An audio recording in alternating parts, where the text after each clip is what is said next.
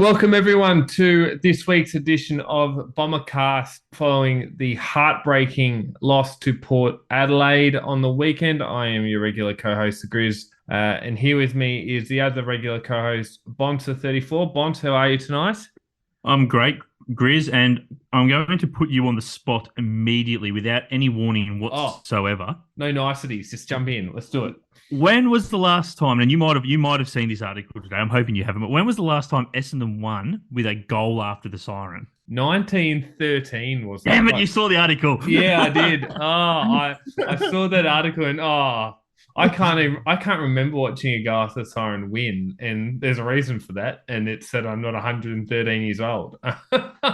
Yeah, Jimmy Gordon versus University. The only one I can remember us getting close to was Lloydie had a shot after the goal. I think it was against the Bulldogs, and he scored a point and it was a draw. Yeah, look, if the last time you did anything was against University, it's been a long time. But that's that's wow, just to add to the depressive mood. Well, you've set the tone there. Obviously, it was a go after the siren result. Unfortunately for Essendon, for the second time in less than 12 months, it goes against them. Obviously, this time last year, we had lost to Collingwood in similar fashion. Then Houston kicked an excellent set shot, it must be said, from about 55 out to sink the Bombers, who had bravely come back from a 3-goal margin late in the fourth quarter. Bonds, I'll give you the new ball. Just in terms of the game, how you saw it, the finish. What was the big thing or the major impression you got from Saturday night's sort of brutal loss?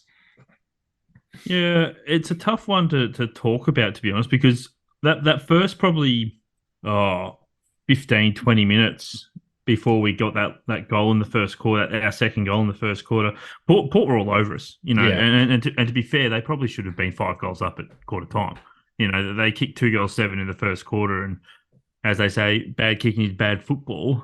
And you can argue maybe some of those shots were because of our pressure and all that, but they dominated. I think halfway through that first quarter was something ridiculous, like 86% time in their forward half.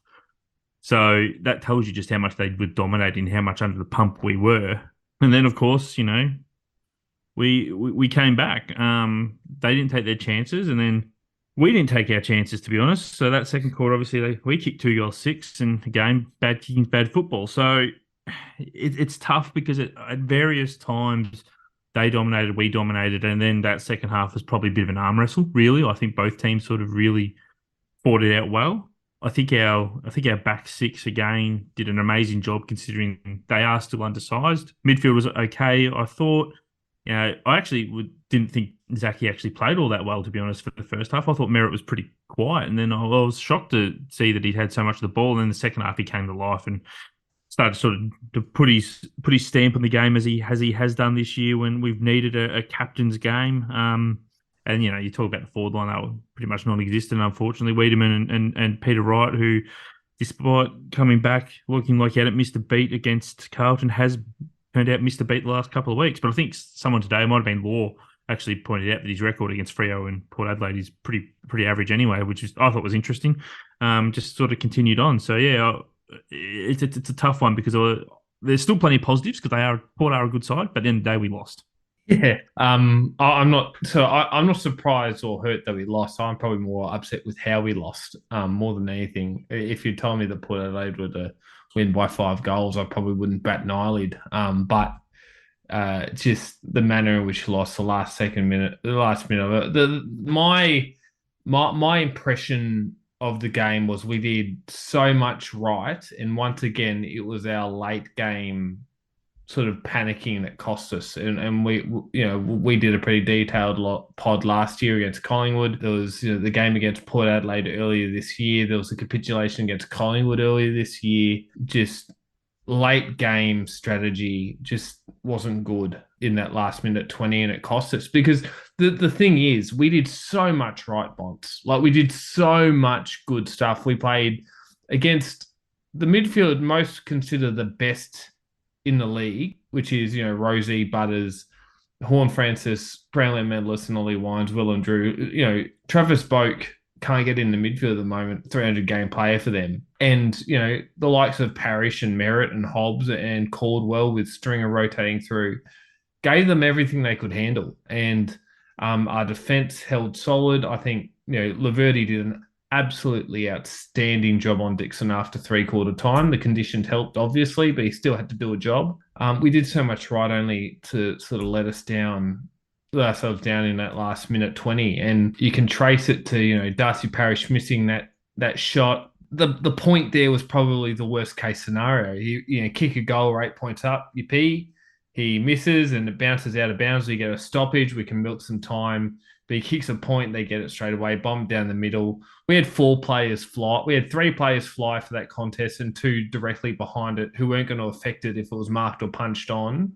And we had no one at the back of the square. So we weren't set up appropriately when everyone knew that ball was going directly down the middle. Everyone from under 14s onward knows exactly where that ball's going. We weren't set up fast enough. Mason Redmond with that kick, you can't blame him when he's not opposite, but Nick Martin just dump kicking it 20 meters at the top of the 50. Just, in that moment, you've got to soak up possession, soak up clearances. Collingwood do it so well. Just make it a stoppage after stoppage game. Just really not smart play, Bonds. And that's probably the thing that frustrated me most about the game was the last minute 20 when we'd done so much right to get back into it. Yeah, and you did talk about, you mentioned there that we didn't set up well for that last kick in. And to be honest, I thought it was a weakness of ours all night. And it was infuriating because Kane Farrell was just kicking over our zone. And the commentators said it on TV, and you could see it happening. He'd run to 20 meters out, he'd kick the ball 50 meters and it'd go straight over our zone. And he did it time and time again. And for whatever reason, the players didn't react. And also, Brad Scott that was probably let down by him too, I think, because when you're on the ground, that sort of stuff happens. You probably don't pick it up that well when you're on the ground. Yeah. But if you're sitting in the coach's box, it's probably something you see. And at some point, at quarter time, half time, three-quarter time, at some point he had to say, look, boys, he's kicking over our zone. So either get to him quicker and pressure him quicker off the mark, or set your zone back 20 metres. Because a lot of modern football these days in the AFL, they let the player who is kicking in, they let him have that 15-metre, 20-metre run out to the pocket, because then usually the kick, goes 40 metres and you punch it over the boundary line and you're done. But Farrell and Butters, when even Butters had a few kick-ins, they weren't doing that kick to the boundary line. They were running that 20 metres and then sort of thumping it halfway between the centre wing and the corridor. Yeah. Trent McKenzie's the biggest kick in the competition, and he's playing fullback for them. And Kane Farrell's probably the second biggest. And you're right that we just went picking up on the fact that these two guys have massive left foot kicks, and they're just launching it over our zones, like you said. The thing for me was that last play. I think it was Redmond and I think it was Laverty. We're just behind Phillips and Wright, who went up for the ball, right? They were about 2 meters off the contest. They're in no position to affect that contest. They either need to be up flying and punching it forward, or they need to be back at the back of the square. Because if they're at the back of the square, then that ball goes straight to them. We gain possession, and we'll probably be able to compose ourselves, get some get a stoppage, or get it moving back the other way. It wasn't smart play, and everyone knew Trent McKenzie, as soon as he got the kick in, we should have had everyone, like you said, pushing the zone back and just standing at the back of the square, because he was always going to launch it 70 meters like he did. Yeah. One other thing I just wanted to touch on about the Dan, and look, the Dan Houston kick, it was an amazing kick, it was a great kick, but I don't know if you noticed, interesting little rules tweak though. So Peter Wright was close to the contest, and he actually wanted to take the mark, but he's not allowed to anymore. He's not. So the player, I don't know who was standing the mark. I'm sorry, I can't remember which of our players stood the mark. But because they were already there, he's actually not allowed to run in and take that mark anymore. So you think the old days, Dan Houston probably would have had to have kicked that from another 2 or 3 meters back, because Peter Wright's 200 centimeters tall. As a result, that ball falls 2 or 3 meters probably shorter than it did. We punch it through, we win by a point, we celebrate. So it's a little bit interesting, I think. It's probably not a change that the AFL would have thought about when they made that rule change, that, you can't run into protected zone. And rules, and it is what it is, you move on. But it's just something I thought was probably an unintended consequence by what the AFL did when they decided that you can't run in and switch on the mark anymore. I actually noticed that live as well. I thought I sort of slammed my head in my hand. I thought, oh, Peter Wright was 2 meters closer to that contest. It's Yeah, better, but you're right. I saw him. You could see Wright come in, and the umpire push him away and say, "Get out of the protected zone." Wright clearly wanted to get on the mark, but he couldn't. That's a great pickup. But I suppose we've talked about the disappointment of the loss. There was still plenty of good things to come out of the game. I think the defense, after a rocky start, really sort of galvanized. I think Laverty, Zerk Thatcher had the matchup on Dixon early, and he was just getting absolutely manhandled. And they made that switch to Laverty, and I think he did a much better job. Port have been steamrolling teams, so to keep them to 78 points is a fair effort, I thought. it absolutely is. And I think, and I think we're going to have a little bit of conversation about this later, but our defense, as we know, the weakness is they're undersized, but they are still punching above their weight and still holding on. So, how undersized are they really at the moment? We would love another defender in there that could have probably, maybe handled Dixon, and then, Laverde or Zerk Thatcher or whoever it is could, zone off onto the second defender, and all of a sudden our defense does look stronger. But as you said, they held up. So they were really good. But the one player I do want to talk about as being a positive out of the game was Ben Hobbs. I mean, he we made him wait, didn't we? We really made him wait for his chance. We didn't give it to him. We made him earn it. We made him really, really earn his chance. And since he's come in, you can't drop him. Like the talk was, when Shield comes back, when Parrish comes back, what are we going to do with Hobbs? Well, the answer is you leave him in the midfield, because you just cannot drop him at the moment the way he's playing. No, you can't. And I think you saw in that last quarter that when Shield got subbed on, Hobbs stopped going into the centre bounces, stopped going to midfield, and Port got on top. And it wasn't really until late in the half when we made that switch back to Hobbs and Caldwell starting the centre circle that we started to get a bit more of the ascendancy. It was there were conditions built for Ben Hobbs, like rainy day, slog, bodies crashing everywhere. You could just tell he loved it, and he was outstanding. To 3/4 time, he had 20 disposals. He only had 3 in the final quarter, but I think that's again because he was moved out of the midfield. He was exceptional. I thought he was excellent. Led us in the inside 50s. Had some fair few tackles and clearances. It was just his sort of game, and I think you're right. I think now we've got to look at, okay, so it's Merritt, it's Hobbs, it's Parrish, it's Shield or Setterfield that need to be making their way, I think, for Hobbs going forward. I think he's done enough to, particularly on those sorts of conditions, to earn first place in the midfield along with Caldwell, who I thought kicked those 2 crucial goals in the fourth quarter, and had an equally impressive game through the midfield.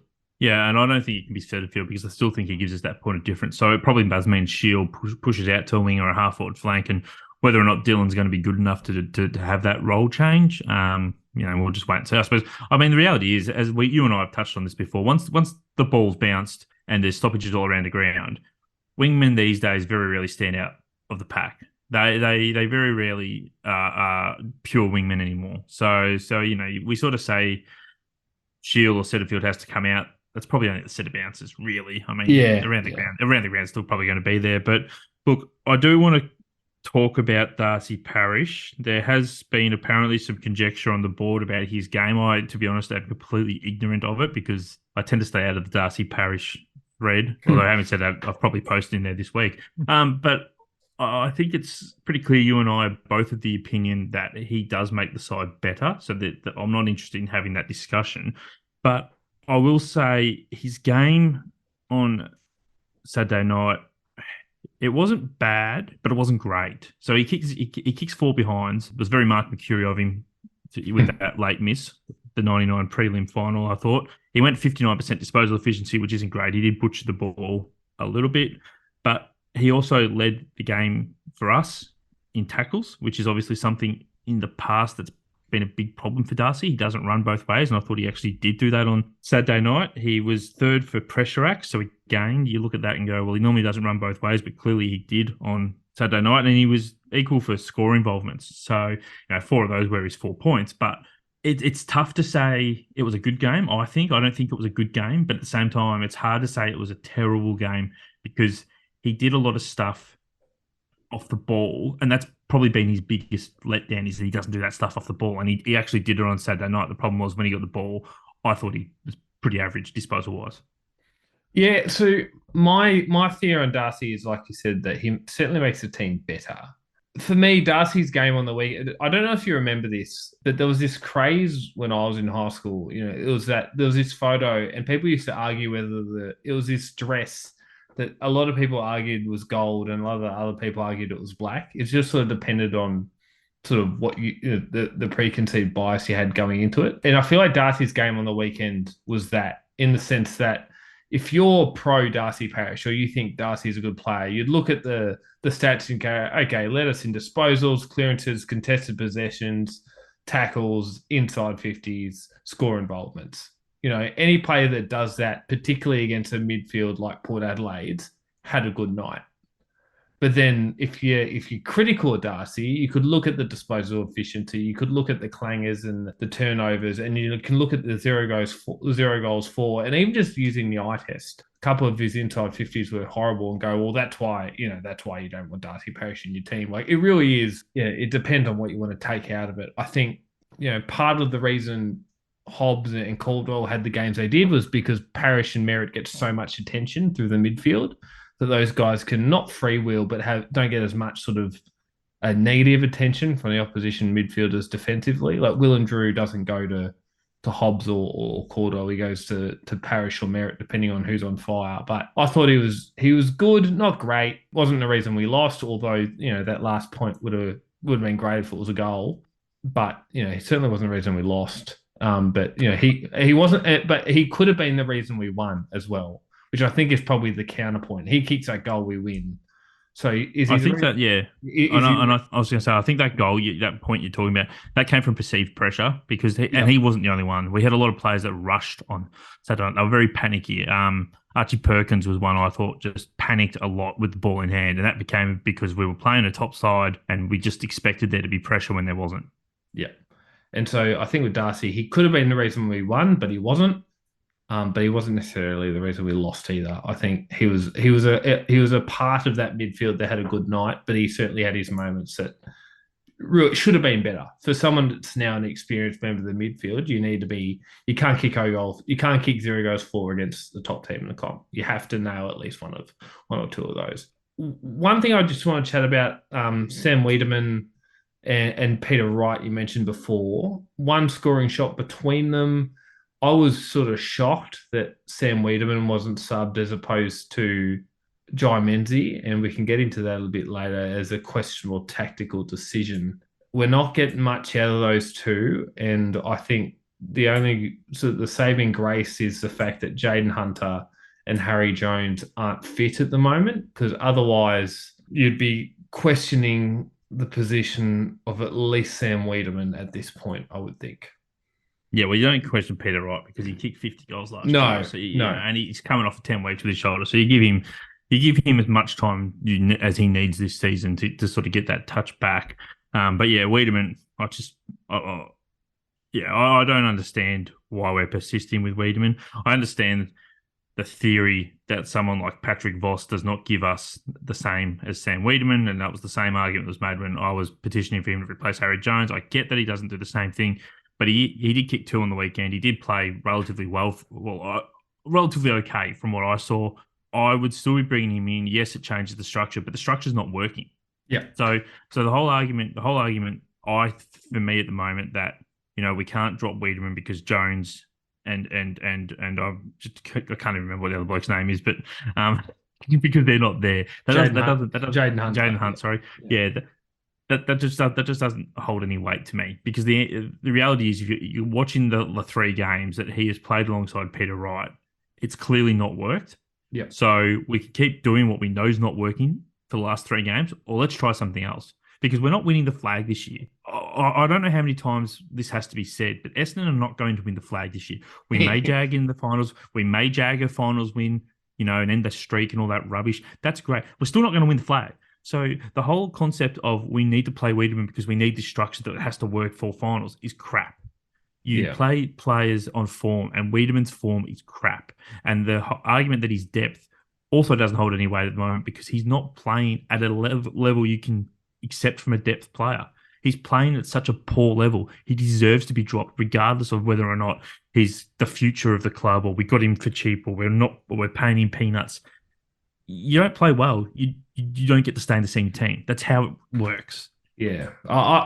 So my thing with Sam is if you're not going to, so he's providing a contest around the ground. I'm not convinced that Patrick Voss couldn't do that. The big thing for me is if you're not contributing all that much around the ground, you have to nail. If you're not contributing that much generally, you have to nail your chances. And he is just, I think it's confidence, whether it's technique, confidence, I don't know, but he can't hit the fat side of the barn at the moment. When he missed that 20-meter set shot basically directly in front, I just about lost the plot because, you know, you can't. Did you for a second think he was going to kick that? Because I had no confidence. When he's lining up, I was like, yeah, he'll miss. No worries. I was hoping. I didn't expect it. I was hoping, and I hoped against hope. Clearly, yeah. You can't provide so little elsewhere and fluff those sorts of chances. And unfortunately, or fortunately for him, not a lot of options. If they pick Voss this week and decided to throw Voss in the rut for 5 minutes a quarter, or even just bring Brian in and go with a really small forward line, like replace Wiedemann for Brian, I wouldn't be upset, to be honest. Now that we've got Wright back in the team, I actually suspect that one change that might be made is once Setterfield is fit, we might see Setterfield come in for Wiedemann, and then Stringer goes back to being a more predominant forward. And so you've got Wright, Stringer, and Langford as your tools, and a bit more mobility around the ground. But that's future problems. I think we can both agree it was a good game for 90% of it. The first 10 minutes and the last minute 20 probably let us down, but it's sort of that is what it is. Moving on to sort of the next week, injury news: Zach Reed ruled out for the rest of the year with hamstring surgery. Just can't get any continuity going. But it raises an interesting point that you wanted to raise about some off-field targets that were raised in the media. So I might just give you the new ball here. There was an article by Fox Sports that you thought was particularly interesting. Yeah, so Fox put out an article today talking about the fact that we have $2 million in salary cap space. Now it's interesting because that $2 million that we have is on top of what Darcy Parish's and Mason Redman's current salaries are. So if they both leave, that $2 million probably turns into $3 million, which is a hell of a space you've got to fill. Or plus that. So Darcy Parish was on the 100 rich list at about 750. So you're really looking at probably another 1.3, 1.4 there, to be honest. Yeah. But your point taken. Yeah. So the argument is that $2 million is going to be filled by Darcy and Mason is actually not correct, because a lot of that $2 million being floated around at the moment is assuming that Darcy and Mason keep their current contracts, which I don't think will happen. They'll go up. They'll have to go up in dollars. So we will lose some of that $2 million to those two, but we're not going to lose all of it. So then it becomes, well, what do you do with it? So obviously Ben Mackay from North is out of contract. There is talk that he's going to command $800,000. I think that's insane. I would not be paying. Look, the thing is, he's a great player when he's fit. He was a great player 3 or 4 seasons ago. Is he? He went 3 or 4 seasons ago, before he had this horrid run with injuries. I would have happily paid him $800,000 to play at the Essendon Football Club. Are you sure you're not, he's had that high. Are you sure you're not talking about Harry? No. Ben was a good. Ben has been a gun defender before. I'm talking about before his injury. So if you look at his recent history, it's been brutal. Obviously, he's come back to North and he's been average since he came back, but I think he's come back because he checked out. But when he was 2021, when he was up and about, he was a very good player. But 2022, obviously 15 games. He missed 7 games last year. He's played 11 this year. He's sort of, he's been there, but he hasn't really been there for them. Although he was pretty good against us. Let's be honest. Yeah, Sam Wee.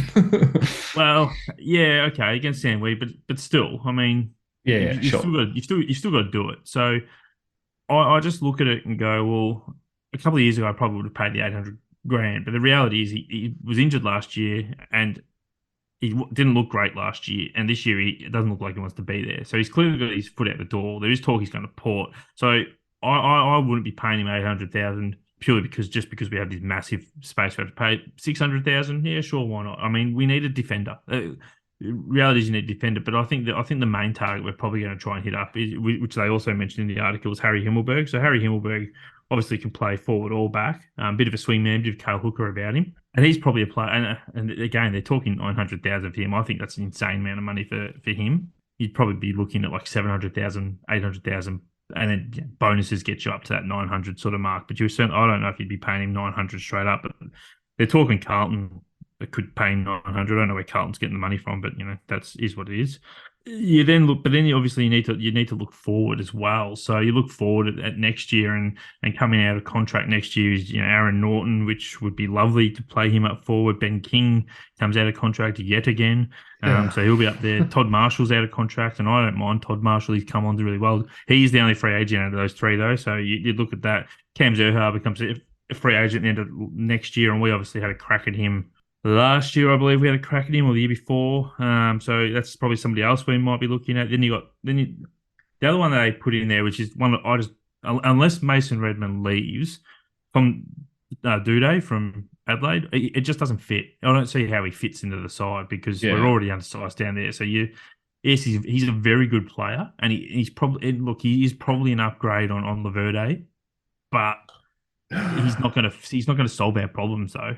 Yeah. Really, let's be honest. So you're sort of upgrading. You upgrade your Laverde, which is fine, but you don't need an upgrade of him. You need a different model to him. Yeah. So when I read this article today, it just read as Essendon's got the most salary cap in the league. Let's just throw all the names in there. They could go for everyone. I'm not big on Ben Mackay. I think he's had a horrific run with injuries, horrific run with form coming back from injuries. When you're paying even $600,000 for a player, that's borderline. That's Mason Redmond currently, basically. I think so. He's not that good. Now, again, you got to pay a premium to get him out. I understand that. We've got the salary cap room and that you can't roll over indefinitely. So we have to use it. And we can, you might be 600 annually and you front end it. So in the back couple of years, it's not as much, but I just can't swallow 650 a year for Ben Mackay. And Harry Himmelberg for me is all too similar to Jordan Ridley for mine. I think he's not a genuine key position defender. He's an intercepting float across high quality, but I think there's a fair bit of overlap between him and Jordan Ridley and Zerk Thatcher, I think, even at different points. So I'm not entirely sure I want to be spending that amount of money on him. And there's just no key forwards of note. But I don't know. I just feel like we're probably going to get someone this year. And the other sort of complicating factor of Bonds is if one of Parrish or Redmond go, we probably don't want to sign Mackay or Himmelberg because it affects our first round compensation. Yeah, well, that plays into it too, doesn't it? Yeah. So I just don't know. Look, no one thought that Jack Bowes was leaving this time last year. Jordan Dawson was signed, sealed, and delivered to the Swans 2 years ago. This time 2 years ago, guys will rock up. But if it is a Harry Mackay, I suppose I get it considering we're so undersized in defence. But geez, not for 800K. No, but I will just say that the one thing you have to keep in mind when we're talking about Ben Mackay at 600,000, all that sort of stuff, the salary cap will be $15 million next year. And it will go up again and again and again. And by the time, if you're saying you're signing on a 4 or 5 year deal, by the time that ends, you're probably looking at a salary cap of $17 million, which is a lot of money.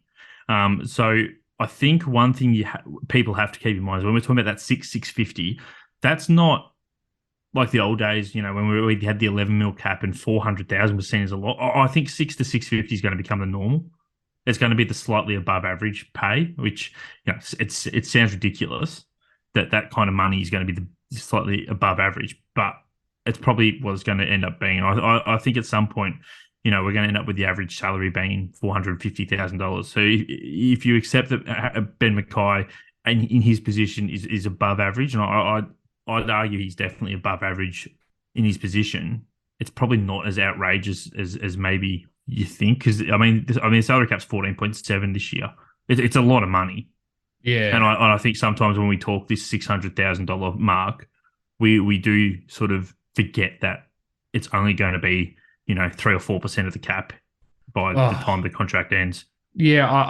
I still feel that I don't feel he's above average. I think at best at the moment he's average. Now there's an element of he could, in a new system with a functioning sort of backline around him, play better. Yeah, that's always a chance. But you don't, that's a big risk to take at 650, 700. And a lot of these players that sign contracts now will likely either you'll have to pay a premium or you'll pay market value, and there'll be clauses in the contract that it raises percentage with CB with the TPP, which some players do have in their contract. So you've got to be really careful that if you're going to sign Mackay to big bucks, that you go, okay, we'll give you the 5-10% premium up front, but we're not giving you the clauses that escalate it with the up as the TBP increases. So this is all stuff that Doro and Josh Marnie and Craig Vozzo will be all across at the moment as they look at players. I think we're probably 5 really good players away from being in contention. Like we've got a lot of guys that are solid role players, but we're probably 4 or 5 genuine guns away, I think, or a B plus A graders away. So we'll have to get creative in how we source them. I did notice that on top of Todd Marshall and all those other guys, another guy that's out of contract next year, your man Jamara Ugle-Hagen bonds. Now No, there's someone we could be targeting, don't you think? we can absolutely look. We can absolutely target him, and I think the problem with Jamara, my issue with Jamara, and this gets lost in translation because people argue that I reckon he's no good. It's not that he's no good. It's just that I don't think he's going to be the superstar that they think he is. Sure. Yeah. Somebody said on the board, he'll definitely kick 50 goals in the season. Based on what? Like 50 goals in the season is not easy to do anymore. So we'll wait and see. The other thing you have to keep in mind is Nick Martin, Andy McGrath, Archie Perkins, Elijah Sardis, Jake Stringer, Jai Caldwell, Sam Durham, and of course Will Setterfield. They did include Sam Wiedemann, but I'm not going to worry about him. They're all out of contract at the end of 2024. So Nick Martin's definitely getting paid. Andy McGrath, he might go up a little bit. Archie Perkins, he probably won't go up. Yeah, he's on his rookie wage, but he did sign the extension. Is he worth more than what he's on currently? Probably not. Sardis, we have no idea yet. Stringer, you'd imagine, will come down in cash because of his age. Caldwell's probably going to get a little bit more if he keeps this form up, and Durham, we'll wait and see. It would be fantastic for us though if you could trade salary cap for draft picks, which is on the table at AFL House right now. They are discussing that. So if that was a come in this year, that would be golden. I think we could sell a fair bit. We've got the other thing to remember is we've got rolling salary cap rate space for the next couple of years. We've been well under the cap for 2 or 3 years now. So every year that you're under the cap by 10%, you can carry that 10% over for another year. We've been under for 2 or 3 years now. So we'll have 10% extra in our cap for the next few years. Now, hopefully we're using that up with good players that we can add, but there is the possibility we can sell that for draft picks if we want. But that's all, I suppose, remains to be seen. Yeah, and look, I don't believe it'll happen this year. I don't think the AFL is going to pull the trigger on it this year. But there is certainly real discussions happening for the potential. So you avoid what happened last year, where Geelong was able to just trade essentially nothing, and picked up a player. Yeah. And a good draft pick because of the contract. In that scenario, the AFL in future would say, well, Geelong can give up the salary cap, Gold Coast can keep the player, and as a result, they give Geelong the draft pick. Yeah, rather than being able to get both, which I think is a much better idea. Yeah, well, it happens all the time in other leagues, such as the NBA or NHL, and they have what's called trade. We do love the US sports. Yeah, like they're essentially trade exemptions where they trade players for a draft pick, and there's this massive sort of salary cap exception that's built in because of it. And I think that's probably the mechanism we're going to. We'll probably wrap it up there. We haven't got much time left. We haven't got into the Adelaide game this week, but it's a fair way away, a fair bit to play in terms of teams and selection. So we'll let sort of Don the Stat and other podcasts look after that. But Bont, thanks for joining me today. It's been a pleasure. Thanks, mate. It's been great. No worries. Thank you, everyone, for listening. Make sure you like, subscribe, and tell your mate.